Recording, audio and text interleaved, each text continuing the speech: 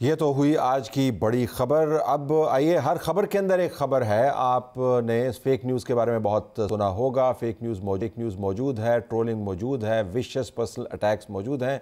हमारी सीनियर सहाफ़ी और कोलीग आसमा शिराजी के ख़िलाफ़ अमेरिका से बैठे हुए PTI के एक कारकुन ने गलाज़त के अंबार लगाने की कोशिश की। आसमा शिराजी ने बड़ी जुर्रत का मुज़ाहरा किया। अमूमन बहुत डिटर्मिनेशन के साथ लेकिन ज़ब्त के साथ वो अपना काम करती हैं, लेकिन इस मरतबा उन्होंने ये फ़ैसला किया कि मुंह तोड़ जवाब दिया जाएगा। और मुंह तो पता नहीं टूटा है या नहीं है, क्योंकि उस मुंह का काम टूटना नहीं है, बस वही काम करना है जो वो करते हैं, लेकिन जवाब ज़रूर मिला।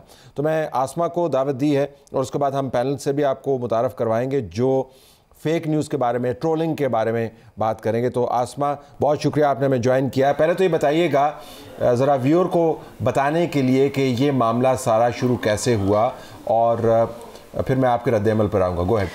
जी, बहुत शुक्रिया तलत साहब, आपने बहुत पहले भी सपोर्ट किया, अभी भी आपकी सपोर्ट है और इस मामले के ऊपर ज़ाहिर है कि चाहिए। लेकिन ये क्लियर एक केस है मिसोजिनी का। ख़वातीन के ख़िलाफ़ आप जिस तरह से हमले उन पे करते हैं, उनकी सिन्फ को मरकज़ बना के, मैं ये कोई विक्टिम कार्ड ना खेल सकती हूँ, ना खेलना चाहती हूँ, ना मैं खेलूँगी। लेकिन ये एक तवातुर के साथ जो है वो हो रहा है, और ये मेरे ख़िलाफ़ भी एक बाकायदा मुनज़्ज़म मुहिम जो है वो तकरीबन गुज़िश्ता 5 बरस से या इससे ज़्यादा ही आप कह सकते हैं वो चल रही है। मुख्तलिफ़ किस्म के इल्ज़ामात, किरदार कुशी और बहतान ना ख़त्म होने वाला सिलसिला जो है वो चलाया जाता रहा है, चल रहा है। और हमारा काम तनकीद करना है। हम पॉलिसीज़ पे तनकीद करते हैं, हम हुकूमतों पे तनकीद करते हैं, हम इस्टेब्लिशमेंट्स पे तनकीद करते हैं, हम सियासी जमातों पे तनकीद करते हैं। कोई भी मुक़द्दस गाय हमारे लिए नहीं है, लेकिन उस तनकीद को बुनियाद की वजह से, यानी उसको बर्दाश्त करने की बजाय उसके ऊपर एक मुहिम चलाना, उसके ऊपर गलाजत का अंबार लगाना, और सबसे बड़ी बात यह कि फ़ेक न्यूज़ के ऊपर, फेक पोस्टर्स के ऊपर जो है वो आप एक नाजेबा अल्फाज इस्तेमाल करना, मेरा ख्याल है कि ये एक लिमिट है जो कि क्रॉस की गई है। और ये भी जो मामला था उसमें भी एक फ़ेक पोस्टर उठाया गया, उसके ऊपर एक नाजेबा सा जुमला लिखा गया, वो मेरे नाम के साथ मंसूब किया गया। मेरा जो व्लॉग है यूट्यूब के ऊपर जिसमें कि तज़किरा ही नहीं था इस सारे मामले का, उसको उसके साथ मंसूब किया गया कि वो जो मिसरा भी है कि वो नागवार बाद जिसका कहीं जिक्र ना था, वो बात मेरे नाम से मंसूब की गई और उस मंसूब शुदा बात को फैलाया गया और उसके ऊपर जो है वो मुझे गालियाँ दी गई हैं। मेरे साथ जो है मेरे ख़िलाफ़ जो है पूरी ऑर्गेनाइज्ड मुहिम जो है मुझे मेरी किरदार कुशी की या मुझे डिसक्रेडिट करने की जो कि चल रही है और अनफॉर्चुनेटली ये मुहिम जो है ये तहरीके इंसाफ के कोर कमेटी के मेंबर हैं जो बाहर बैठे हुए हैं, जो भागे हुए यहाँ से, वो एक बाकायदा एक मुहिम जो है वो चला रहे हैं। तो ये बहुत अनफॉर्चुनेट है। तहरीके इंसाफ को भी इसका नुकसान हुआ है, होगा।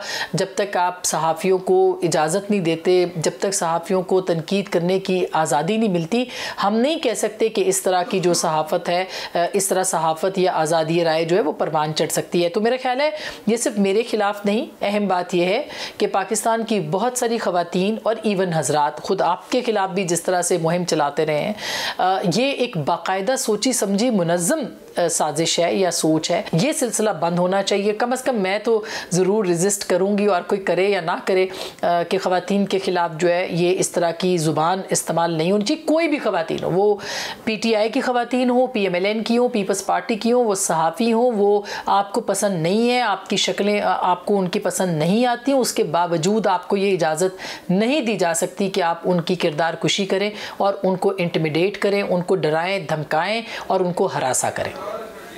अच्छा, अब आ जाएँ आपके रद्द-ए-अमल पर। मैंने अपने ओपनिंग में बताया कि आप बड़े ज़ब्त के साथ काम करती हैं और खामख्वाह तनाज़ुं में आप नहीं पड़ती, और एहतियात और जो अक्लमंदाना इज्तनाब है वो बरतती हैं। लेकिन इस मरतबा आपने ये फ़ैसला किया कि इसका जवाब देना चाहिए, तो इस फ़ैसले के क्या मुहर्रिकात हैं?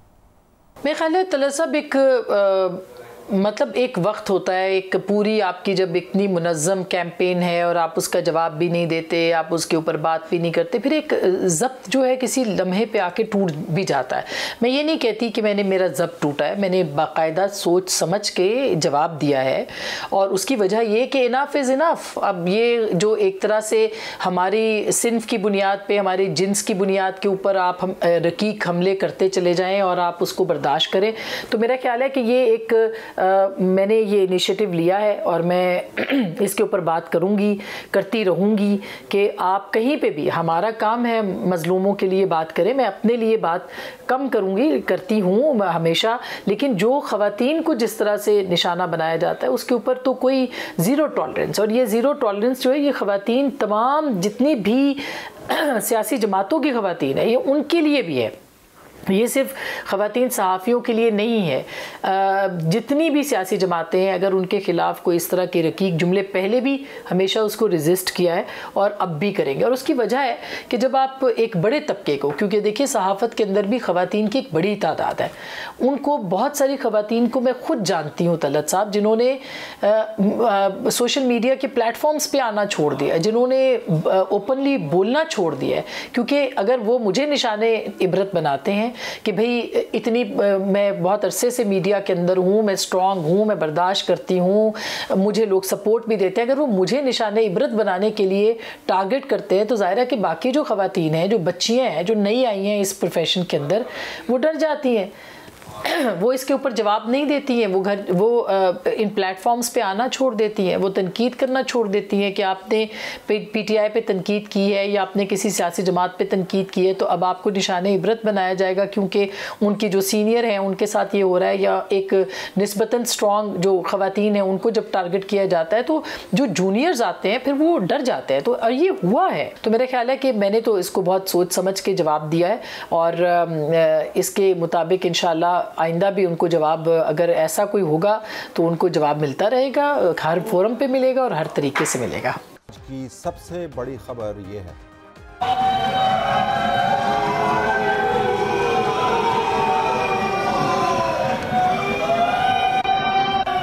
मैं मुबारकबाद पेश करता हूँ अपने वज़ीर आज़म मियाँ शहबाज शरीफ साहब को कि उन्होंने अपोजिशन की ज़ुबानों में गीदड़ की जुबान डाल दी है और ये सारे मिलके ऊ करके वापस गए। और ये ऊ का नारे जो है ना ये तो गीदड़ लगाते हैं, लेकिन अगर पार्टी कहे कि लगाना है तो फिर गीदड़ बन जाएंगे। इनके शोर से, इनके इस हंगामे से चोरी को चोरी कहा जाएगा, उस चोरी से ये नहीं बच सकेंगे।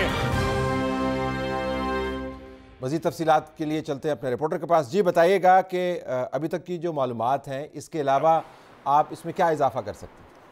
देखिए, आज पार्लियामेंट का जो ऐवान बाला है वो मछली मंडी का मंजर पेश कर रहा था, क्योंकि अपोजिशन की जानिब से शेर और गीदड़ का तस्करा किया गया और ऊ की आवाज़ें निकाली गई। सबसे पहले अपोजिशन लीडर शिबली फराज थे, उन्होंने ये कहा कि आज 14 जनवरी है और आज ही के रोज़ इंतखाबी निशान छीना गया था पीटीआई से। फिर उन्होंने तंज़ किया एहसन इकबाल की जानिब, उन्होंने कहा कि एक शख्स ऐसे हैं जो कि नया चूरन बेचना शुरू हो जाते हैं, कभी प्रोग्राम 2025 और कभी उड़ान पाकिस्तान। और इस पर एहसन इकबाल भी जो है वो बरहम हुए, उन्होंने एहतजाज किया कि गीदड़ के नाम से तशबीह दी गई है पाकिस्तान की मईशत को और ये कहना दुरुस्त नहीं है। और आज़म नज़ीर ताड़र जो है उन्होंने भी एहसन इकबाल का साथ दिया और इस पर उन्होंने खड़े होकर नशिस्तों पर एहतजाज किया कि अपने अल्फाज वापस लें।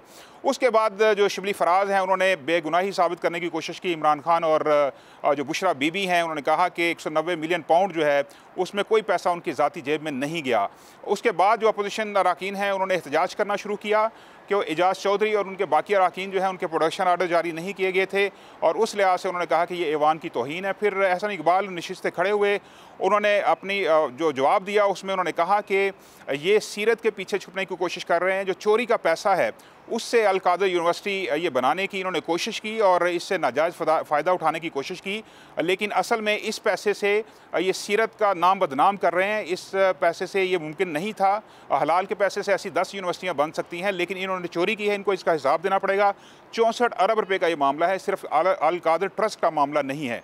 उसके बाद अपोजिशन अरकान जो हैं वो एहतजाज करते रहे और वह ऐवान से चले गए। उसके बाद आज़म नज़ीर तारड़ ने कहा कि वज़ीर आज़म ने इनको सही काम पे लगा दिया है। इन पे मुझे तरस आता है कि ये अच्छे भले पढ़े लिखे लोग हैं, ये अपने करियर की पीक के ऊपर हैं और ये गीदड़ की आवाज़ें निकाल रहे हैं ऐवान के अंदर।